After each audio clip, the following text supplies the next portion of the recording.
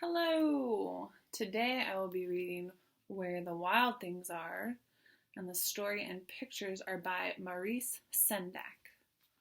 And we know this one, it's an old favorite of ours. Alright, here we go. Oh man, there's a lot of pages here. The night Max wore his wolf suit and made mischief of one kind and another.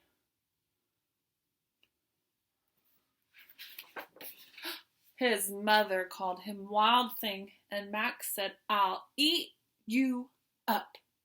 And he was sent to bed without eating anything. That very night, in Max's room, a forest grew.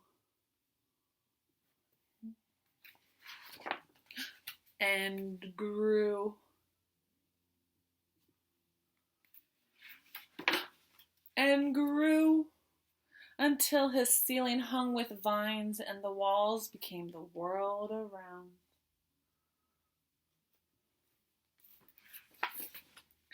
And an ocean tumbled by with a private boat for Max, and he sailed off through the night and day. And in and out of weeks, and almost over a year, to where the wild things are.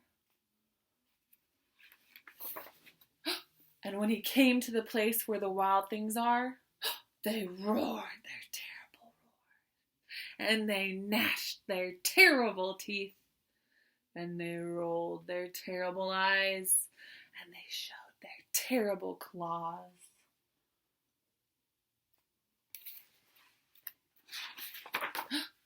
Till Max said, "Be still," and tamed them with a magic trick of staring into their yellow eyes without blinking once.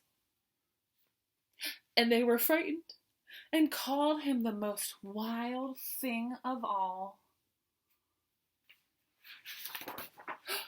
and made him king of all wild things. "And now," cried Max, "let the wild rumpus start." Do you remember what rumpus means? It's almost like a party. And sometimes we like to guess what they're doing here. So what do you think they're doing here? What do you think they might be doing here?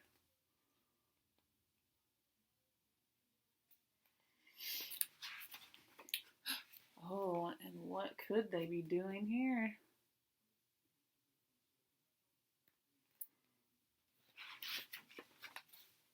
"Now stop," said Max, and sent the wild things off to bed without their supper.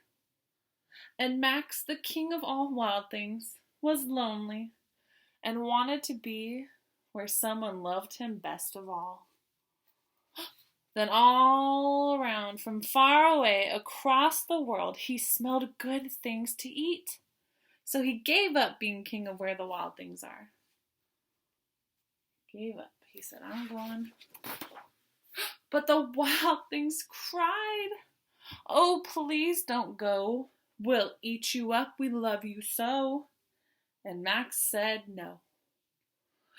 The wild things roared their terrible roars, and they gnashed their terrible teeth, and they rolled their terrible eyes, and they showed their terrible claws. But Max stepped into his private boat and waved goodbye. And sailed back over a year, and in and out of weeks, and through a day.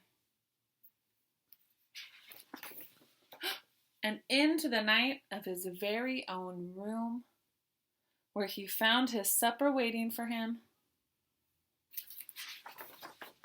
and it was still hot. The end.